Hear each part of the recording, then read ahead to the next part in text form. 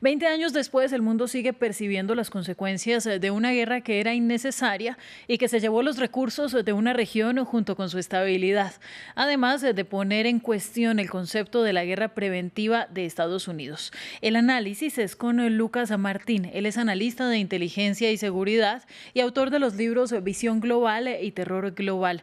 Muchas gracias, Lucas, por estar con nosotros y comienzo preguntándole si le parece. ¿Qué tal? Buenas tardes. Muchas gracias. Para comenzar, ¿cómo cambió el papel de los países y cómo evolucionamos al concepto de las guerras proxy a partir de los fracasos en Irak y en Afganistán? Bueno, el gran problema de Irak siempre ha sido, como comenta usted, la influencia de los grupos proxies, en este caso de Irán. A raíz de la invasión y después la ocupación del país, eso generó un vacío de poder. Hay que recordar que Estados Unidos despidió a todo el funcionariado y a todos los miembros de las Fuerzas Armadas iraquíes y de las Fuerzas de Seguridad, y eso creó un vacío de poder y un vacío de seguridad que fue ocupado poco a poco por esos grupos proxy de Irán, porque Irán vio ahí una oportunidad de ganar influencia en el país, lo cual se unió además al aumento de actividad de Al-Qaeda y después, a partir de 2006, de la aparición del Estado Islámico. Bueno, Estados Unidos sigue siendo el policía del mundo, pero ha cambiado su forma de involucrarse en los conflictos. Lo podemos ver ahora mismo con lo que está sucediendo en Ucrania. Y lo mismo para otras potencias, porque Irak marcó un hito importante en el cambio de la manera de manejar, por ejemplo, la política exterior.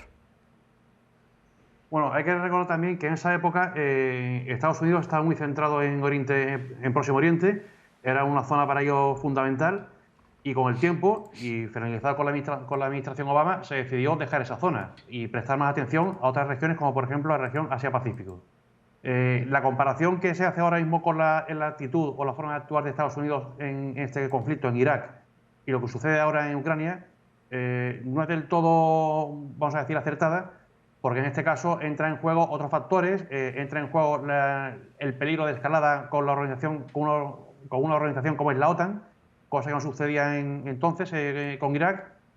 Y también me gustaría recordar que cuando Estados Unidos interviene, a pesar de evidentemente la justificación que se demostró después que no era tal, lo hace bajo el amparo de una resolución de Naciones Unidas, que es la 1441, que combinaba a Irak a desarmarse y fue aprobada además por el Consejo de Seguridad en noviembre de 2002 por unanimidad.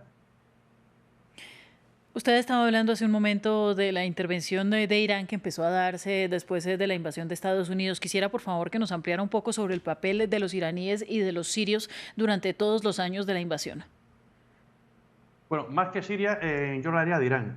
Irán siempre históricamente ha tenido, vamos a decir, Irak como objetivo, como un área sur de influencia, y ha intentado influenciar en la política iraquí. Y es a pesar de que, por ejemplo, en su día, Khomeini, antes de regresar a Irán para iniciar la revolución, estuvo en Nayaf, acogido durante varios años. Pero desde que tomó el poder en Irán, comenzó a intentar influenciar la política iraquí con sus grupos proxies. Eso derivó en la famosa guerra del Golfo entre Irán e Irak. Y después, siempre que ha tenido ocasión, ha intentado influir. De hecho, los últimos acontecimientos que tuvieron lugar hace 3 años, si no recuerdo mal, con intento de asalto a la embajada americana y que provocó una crisis bastante importante, fue propiciada porque gran parte del pueblo iraquí estaba, digamos, opuesto, o se oponía, como han comentado ustedes además antes, a esa influencia iraní. No quieren influencia ni de Estados Unidos, pero tampoco quieren influencia iraní. Y eso es un mal endémico que sufre el país y que es uno de los grandes lastres que le impide avanzar.